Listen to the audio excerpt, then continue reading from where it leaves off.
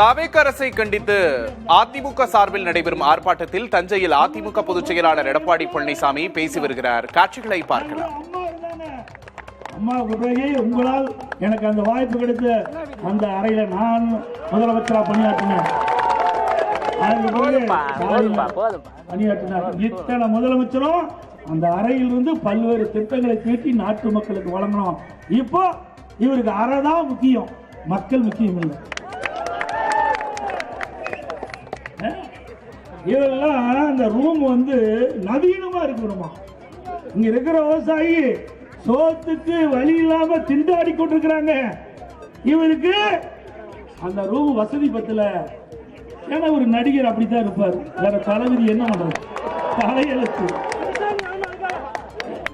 ராத்திரி பகலா உழைக்கின்ற விவசாயி பத்தி கவலை இல்ல. இரவென்று பகலரும் பாராமல் வெயிலையும் மழையும் பொருட்படுத்தாமல் ரத்தத்தை வியர்வையாக மண்ணிலே சிந்தி உழைக்கின்ற விவசாயி தொழிலாளி பற்றி கவலைப்படாத முதலமைச்சர் திரு விஜய் அவர்கள். ஆகவே நீங்க எப்படி வேணாலும் வாழுங்க, வேண்டான்னு சொல்ல. விவசாயிகளை வஞ்சிக்காதீங்க. விவசாயியுடைய கோரிக்கை ஏற்று அவர்கள் தொடக்க வேளாண் கூட்டுறவு வாங்கிய கடனை தள்ளுபடி செய்யுங்கள் என்று நாங்கள் கோரிக்கை வைக்கிறோம். அதோட இன்னொன்று, இன்னைக்கு அதிமுக ஆட்சி இருக்கின்ற பொழுதுதான் சட்ட போராட்டம் நடத்தணும். 1986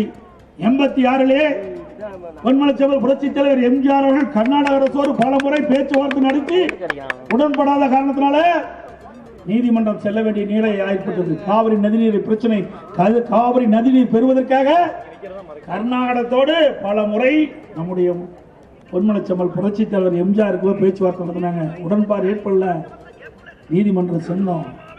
அம்மா அவர்கள் ஆட்சியில் இருக்கும்போது உச்ச நீதிமன்றத்திலே சட்ட போராட்டம் நடத்தணும்.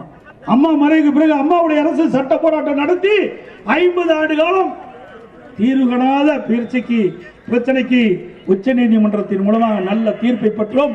175.25 TMC தண்ணீரை ஒவ்வொரு ஆண்டும் மாத வாரியாக தஞ்சையில் நடைபெறும் ஆர்ப்பாட்டத்தில் அதிமுக பொதுச் செயலாளர் எடப்பாடி பழனிசாமி பேசி வரும் காட்சிகளை பார்த்தோம். முதல்வருக்கு விவசாயிகள் பற்றி கவலை இல்லை, முதல்வருக்கு தனது அறையின் வசதியை பற்றியே அக்கறை என்று முதல்வரின் அறை மாற்றம் குறித்த விமர்சனத்தையும் அவர் முன்வைத்தார்.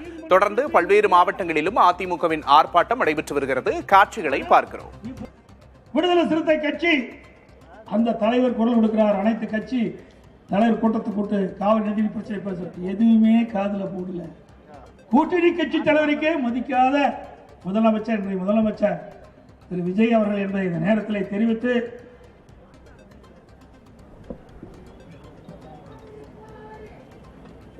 அதே போல விவசாயிகள் உற்பத்தி செய்யப்பட்ட டெல்டா மாவட்டத்திலே நம்முடைய விவசாயிகள் உற்பத்தி செய்யப்பட்ட நெல்லை நேரடி நெல் கொள்முதலுக்கு கொண்டு விற்பனை கொண்டு போறாங்க.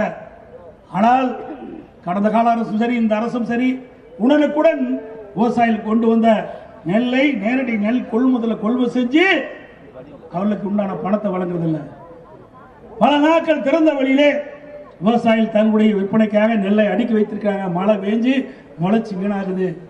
இப்ப கூட இந்த தமிழக வெற்றி கழகம் ஆட்சிக்கு வந்த பிறகு நம்முடைய டெல்டா மாவட்டத்தில் மட்டும் சுமார் 10 லட்சம் நெல் மூட்டைகள் இன்றைக்கு நேரடி நெல் கொள்முதல் நிலையத்தில் அடுக்கி வச்சிருக்குது.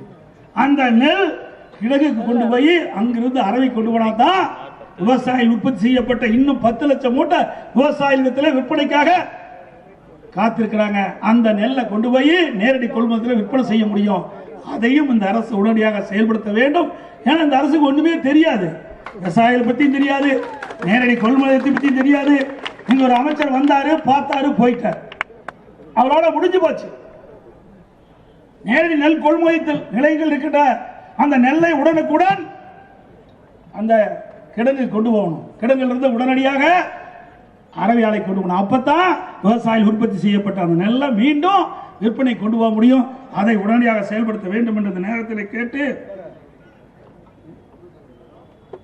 அதே போல இன்றைக்கு குறுவை சாகுபடி செய்து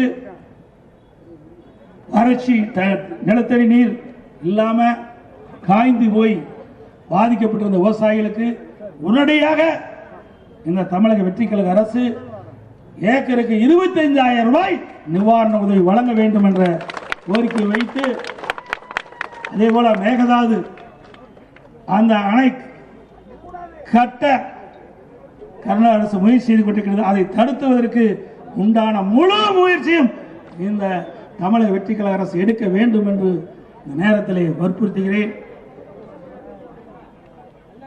அது மட்டுமல்ல, இப்ப சம்பா சாகுபடி செய்ய வேணும். இந்த சம்பா சாகுபடி செய்வதற்கு இன்றைக்கு அங்க கர்நாடகத்தில் இருக்கிற அணைகள் நிரம்பி விட்டன. இன்னைக்கு உபரி நீர் தான் திறந்து விட்டுருக்குறான்.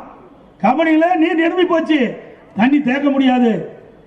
தண்ணி தேக்கினா அணை உடைஞ்சிரும். அதனாலதான் கபடி அணையில நீர் அணை நிரம்பி அந்த உபரி நீர் தான் மேட்டுக்கு வந்துகிட்டு இருக்குது. நமக்கு மாதந்தோறும் கிடைக்க வேண்டிய நீரை கர்நாடக அரசு திறக்கப்படல. இனியாவது இந்த காவிரி நீர் ஒழுங்காற்றுக்குழு, காவிரி மேலாண்மை ஆணையம் அவர்கள் கொடுக்கப்பட்ட உத்தரவின் அடிப்படையில் தினந்தோறும் 12 டிஎம்சி தண்ணீரை திறக்க வேண்டும் என்று அறிவிப்பை கொடுத்திருக்கிறாங்க. அந்த அறிவிப்பை கர்நாடக அரசு அமுல்படுத்த வேண்டும். அதற்கு மாநில அரசு முழுமையான அழுத்தம் கொடுக்க வேண்டும் என்று இந்த நேரத்தில் தெரிவித்து, அது மட்டுமல்ல, நமக்கு கிடைக்க வேண்டிய ஒவ்வொரு ஜூன் மாதம், ஜூலை மாதம், ஆகஸ்ட் மாதம் நமக்கு கர்நாடக அரசு கர்நாடகத்திலிருந்து கர்நாடக அணையத்திலிருந்து கிடைக்க வேண்டிய நீரை பெறுவதற்கு உண்டான முயற்சி எடுத்தால் தான் நம்ம சம்பா சாகுபடி செய்ய முடியும். ஏன்னா சம்பா சாகுபடி செய்ய முடியாது. அந்த அளவுக்கு நீர் குறைவாக இருக்குது. இப்போ மேட்டூர் அணையில் 80 அடி தான் இருக்குது. அந்த 80 அடி நீரை வைத்து நம்முடைய விவசாயிகள் சம்பா சாகுபடி செய்ய முடியாது. நமக்கு ஜூன் மாதம், ஜூலை மாதம், ஆகஸ்ட் மாதம் 3 மாதத்தில் கர்நாடக அணையிலிருந்து கர்நாடக அரசு தண்ணீரை திறந்து விடப்பட்டால் தான் மேட்டூருக்கு தண்ணீர் அந்த தண்ணீரை நம்முடைய விவசாய டெல்டா இருக்கிற விவசாயிகள் நெல் சம்பா சாகுபடிக்கு தண்ணீர் திறக்க முடியும். அதையும் இந்த அரசு விரைவாக, வேகமாக, துரிதமாக செயல்பட்டு இன்றைக்கு கும்பகர்ணம் போல தூங்காம இந்த அரசு விழிப்போடு இருந்து நம்முடைய விவசாய பொருள் மக்களுக்கு சம்பா சாகுபடி செய்ய தேவையான நீரை கர்நாடகத்திலிருந்து பெற வேண்டும் என்று கேட்டு, அதிமுக ஆட்சி கிட்ட போது குடிமராமத்து திட்டத்தை கொண்டாந்தோம். இன்றைக்கு வறட்சியான நேரம், இன்றைக்கு ஏரி குளங்கள்லாம் தண்ணி இல்லை. விவசாயிகளுக்கும் இன்றைக்கு மேட்டூரிலிருந்து தண்ணி திறக்கப்பட காரணத்தை, பாசனத்துக்கு தண்ணீர் திறக்கப்படாத காரணம், இந்த நிலையில விவசாயிகளுக்கு வறண்டு இருக்கிற இந்த ஏரி குளத்துல வண்டல் மண்ணை அள்ளுவதற்கு இந்த அரசு முழு அனுமதி கொடுக்க வேண்டும். ஏன்னா விவசாய தொழிலாளிக்கு வேலை இல்லை, விவசாயிக்கு வேலை இல்லை. இந்த காலகட்டத்தில் ஏரியிலையும் தண்ணி இல்லை, குளத்திலையும் தண்ணி இல்லை.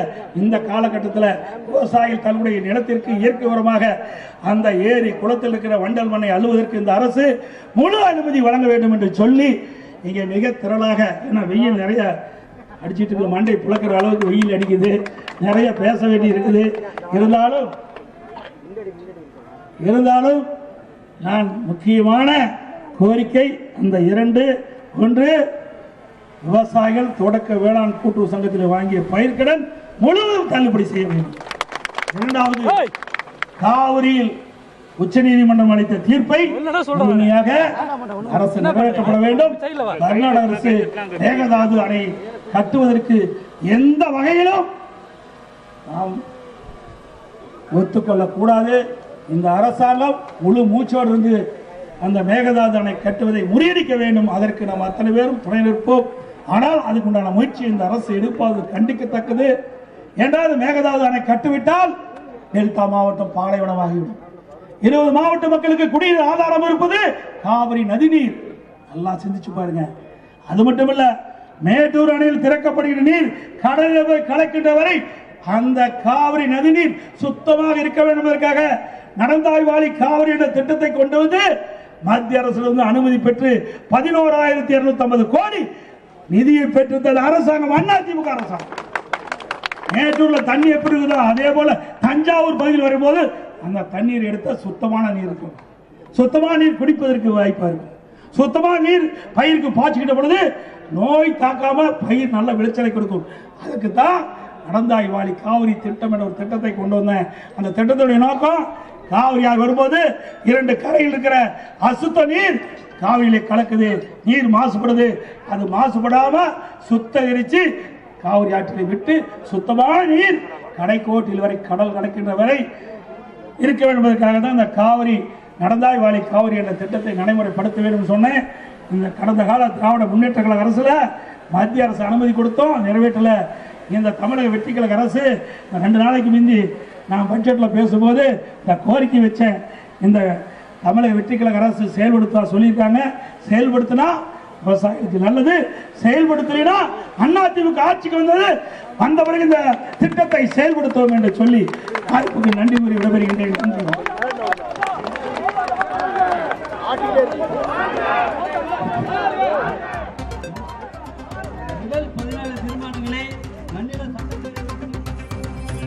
தவேக அரசை கண்டித்து தமிழகம் முழுவதும் அதிமுக சார்பாக போராட்டம் முன்னெடுக்கப்பட்டிருக்கிறது. தஞ்சையில் நடைபெற்று வரும் போராட்டத்தில் அதிமுக பொதுச் செயலாளர் எடப்பாடி கே பழனிசாமி பங்கேற்று பேசியதை பார்த்தோம். தவேக அரசை கடுமையாக விமர்சனம் செய்து பேசியிருக்கிறார். மேகதாட்டு விவகாரத்தில் உடனடியாக அனைத்து கட்சி கூட்டத்தை கூட்ட வேண்டும் என்று அவர் தெரிவித்திருக்கிறார். முழு பயிர்க்கடன் தள்ளுபடி செய்ய வேண்டும் என்றும் அவர் தெரிவித்திருக்கிறார். மேகதாட்டு விவகாரத்தில் தவேக அரசு மெத்தன போக்கை கடைபிடித்து வருவதாகவும் அதனை உடனே கைவிட்டு போர்க்கால அடிப்படையில் நடவடிக்கையை மேற்கொள்ள வேண்டும் என்றும் அவர் வலியுறுத்தியிருக்கிறார். தமிழகத்தில் பல்வேறு இடங்களில் வருவாய் மாவட்ட தலைநகரங்களிலும் அதிமுக சார்பாக போராட்டம் முன்னெடுக்கப்பட்டு வருகிறது. அதிமுகவை சேர்ந்த முக்கியமான நிர்வாகிகள் இந்த போராட்டத்தில் கலந்து கொண்டிருக்கிறார்கள். விவசாயிகள் மீது அரசுக்கு துளியும் கவலை இல்லை என்று விமர்சனம் செய்து எடப்பாடி கே பழனிசாமி பேசியிருக்கிறார். ஆட்சி பொறுப்பேற்றதிலிருந்து ரீல்ஸ் போடுவதில் மட்டுமே அரசு தீவிரமாக கவனம் செலுத்தி வருவதாகவும் விவசாயிகள் மேல் துளியும் அக்கறை இல்லை என்று அவர் தெரிவித்திருக்கிறார்.